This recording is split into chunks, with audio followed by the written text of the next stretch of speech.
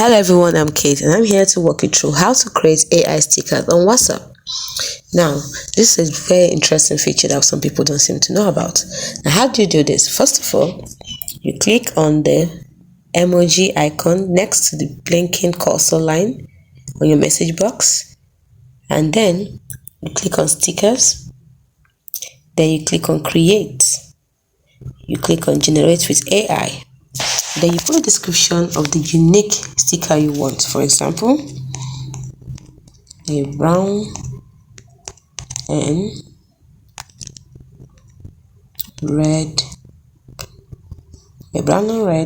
cat playing